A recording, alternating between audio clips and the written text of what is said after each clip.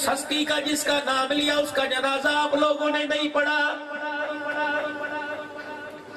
جس کا جنازہ پڑھنے کے لیے خالپور سے عبداللہ درخواستی رحمت اللہ علیہ آگئے۔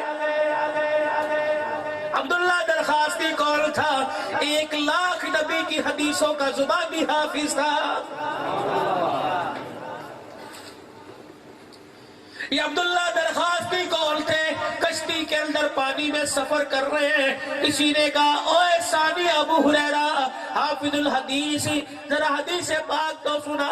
انہوں نے آنکھیں بند کر حدیث شروع کی۔ رب ذوالجلال کی قسم ہے، پانی سے مچھلیاں تڑپ تڑپ کے نکل کے کشتی میں گرنے لگی۔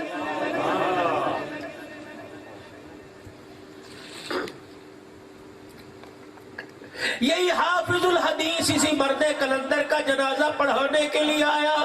جب راستے میں سے روکا گیا، گاڑی سے نکل کے باہر آ گئے، کہا لوگوں میرا راستہ نہ روکو، خود نہیں آیا، مدینے والے کے حکم سے آیا ہوں۔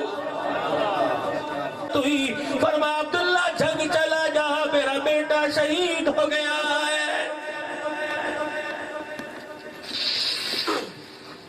راستہ روکنے والوں میرا راستہ نہ روکو، میں اس میں اعظم پڑھ رہا ہوں، پھونک مار دی تو کچھ بھی نہیں بچے گا۔ کیا آپ لوگ گواہ نہیں؟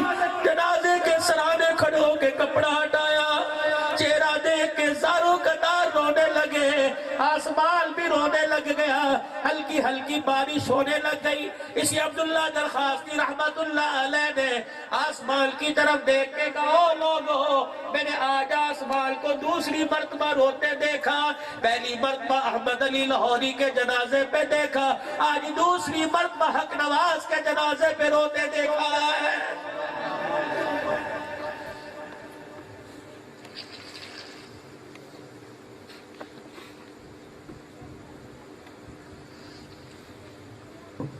میں قصور کے اندر تقریر کرنے گیا، جامع مسجد شہیدہ مولانا بشیر صاحب مجھے مل گئے، کہنے لگے مولوی صاحب جامع اشرفیہ کا فارغ ہوں، مولانا کھڑی کی ڈرائیونگ میں کر رہا تھا، مجھے کہنے لگے عالم، میں نے کہا جی، کہا عربی جانتے ہو؟ میں نے کہا جی، کہا پتہ ہے کہ میں وہاں سے عربی ہو کے اجمی کے یہاں تعزیت کیوں کرنے کے لیے آیا، اس کی زندگی کو خراج عقیدت کیوں پیش کرنے آیا؟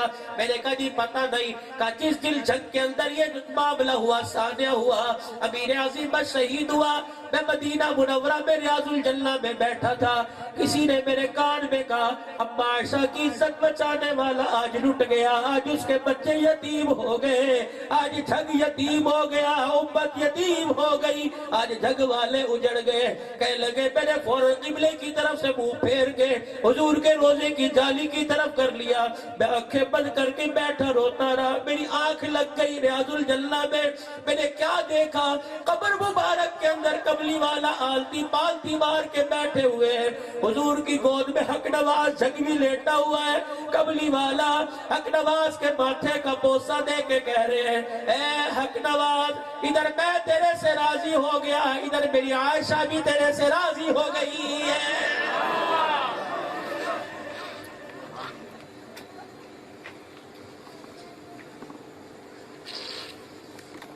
او لوگوں تمہارے گھر کے آگے سے رحمت کا دریا بہ کے جا رہا ہے، یقین جانو تم نے اپنی جھولی کو بھرنے کا کبھی سوچا ہی کوئی نہیں۔